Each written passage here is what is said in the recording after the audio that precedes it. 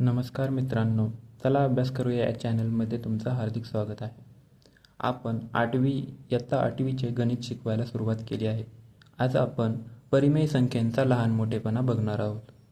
यामध्ये आपण आपल्या सर्वांनाच माहिती संख्यारेषाच्या उजव्या बाजूला संख्येची किंमत वाढत जाते आणि डाव्या बाजूला संख्येची किंमत कमी होत जाते. सर्वप्रथम तुम्हाला संख्यारेषा व्हिडिओमध्ये दिसत आहे. संख्यारेषेच्या उजव्या बाजूला पॉझिटिव्ह नंबर्स म्हणजे धनसंख्या आणि संख्यारेषेच्या डाव्या बाजूला निगेटिव्ह नंबर्स म्हणजे ऋण संख्या दाखवलेल्या आहेत.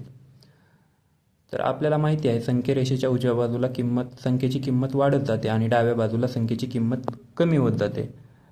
तर तुम्ही क्वेश्चन नंबर 1 बघा. Compare the following numbers. पहिलं दिलेलं आहे तुम्हाला -2 आणि 4. म्हणजेच मग -2 संख्यारेषेवर बघा तुम्ही डाव्या साईडला आहे आणि 4 पॉझिटिव्ह नंबर्समध्ये उजव्या साईडला आहे, म्हणून 4 हे मोठे आहे.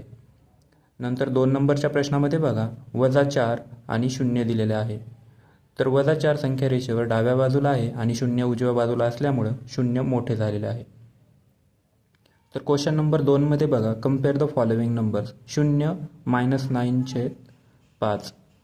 तर इथं बघा निगेटिव्ह संख्या असेल तर 0च्या डाव्या बाजूलाच ऑब्वियसली डाव्या बाजूला असणार आहे, म्हणून 0 हे -9/5 पेक्षा मोठे आहे.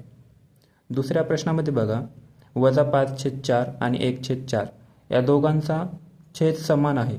जर कोणत्याही संख्येचा परिमेय संख्यांमध्ये कोणत्याही संख्येचा छेद जर समान असेल तर ज्याचा अंश मोठा असतो ती संख्या मोठी असते. मग इथं अंश -5 आणि 1 आहे.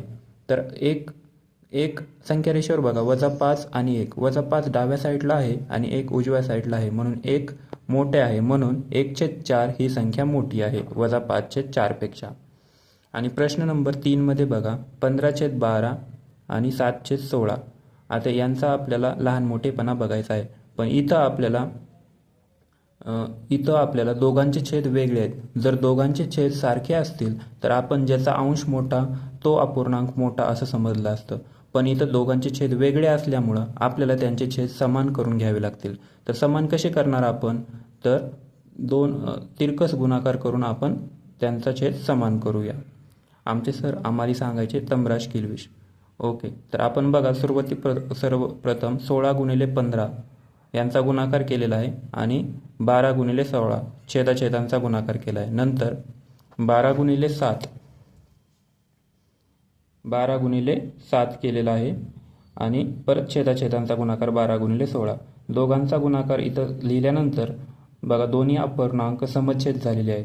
मग समच्छेद अपूर्णांकांचा लहान मोठेपणा आपल्याला माहिती आहे.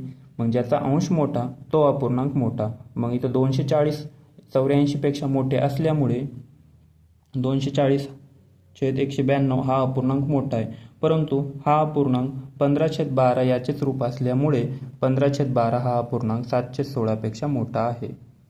ओके.